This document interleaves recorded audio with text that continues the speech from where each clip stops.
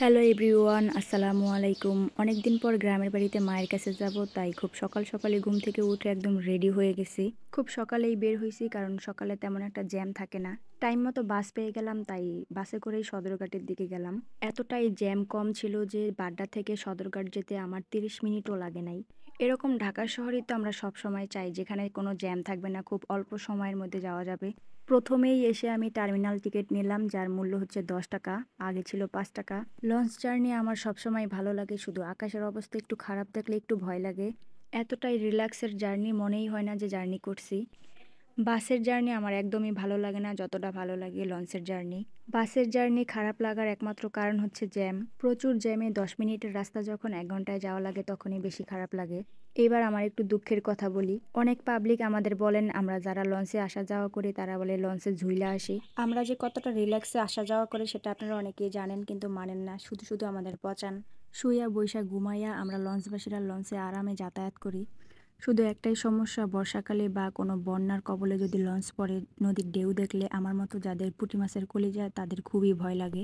তাই পুঁটি মাছের কলিজার পাবলিকগুলা লঞ্চে বর্ষার দিনে যাতায়াত না করে যদি গাড়ির অপশন থাকে অবশ্যই গাড়ি দিয়ে যাতায়াত করবে। যদিও এই দিনে হালকা হালকা বাতাস বৃষ্টি হয়, তবুও আমি সাহস করে লঞ্চে উঠলাম। অনেকের কাছে খবর নিয়ে দেখলাম যে এখন নদীতে অত ঢেউ নাই। কয়েকদিন ধরে অনেক বৃষ্টি হইতেছে, আর সৌভাগ্যবশত আমার যাওয়ার দিন কোনো বৃষ্টি ছিল না, অনেক রোদ ছিল। একটু ভয় পাইছিলাম, ভাবছিলাম যে নদীতে অনেক ঢেউ হবে, কিন্তু পরে দেখলাম যে না, আর বেশি একটা ঢেউ নাই। অনেকদিন ধরেই ভাবছিলাম মায়ের কাছে যাব, ফাইনালি যেতে পারছি, এটাই অনেক। পানির কারণে রাস্তা ভেঙে গেছে, আগের মতো গাড়িও যেতে পারে না, রাস্তা ভাঙার কারণে অনেকটা দূর ঘুরে তারপর যাওয়া লাগে। এখনো রাস্তার অবস্থা একদমই ভালো না, তাই আমি লঞ্চেই গেলাম। যদিও পানি কমে গেছে, তবে রাস্তাঘাট ঘরবাড়ির অবস্থা খুবই খারাপ। আমার জেলাতে অনেক জায়গায় পানির কারণে অনেক ঘরবাড়ি ডুবে গেছিল, তবে আমার এলাকাতে সেরকমভাবে কোথাও কোনো বাড়িতে পানি উঠে নাই, শুধু পুকুর খাল বিল এগুলো ডুবে গেছিল। আমার জেলার আশেপাশের জেলার অবস্থা খুবই খারাপ ছিল, যেটা আপনারা সবাই দেখছেন, বিশেষ করে ফেনী, কুমিল্লা, নোয়াখালী। ইলিশের দেশে আসার পরে সব জায়গায় শুধু ইলিশই দেখতে পাই। চাঁদপুর শহরটা কিন্তু সুন্দর, এর আগেও আসা হয়েছে, তবে ভিডিও করা হয় নাই কখনোই। আমার জেলায় যাওয়ার জন্য অনেক ওয়ে আছে, তবে অন্যান্য জায়গা দিয়ে রাস্তাটা এখন একটু খারাপ।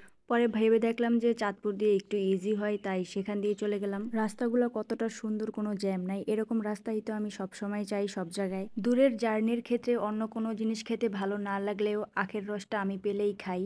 চলে আসলাম, আর ওই দূরে দেখলাম আমার মা দাঁড়ায় আছে, যেটা সব সময় করে। আমার আসার কথা শুনলেই বাড়ির দরজায় দাঁড়ায় থাকে আর আমার পছন্দের খাবারগুলো রান্না করে।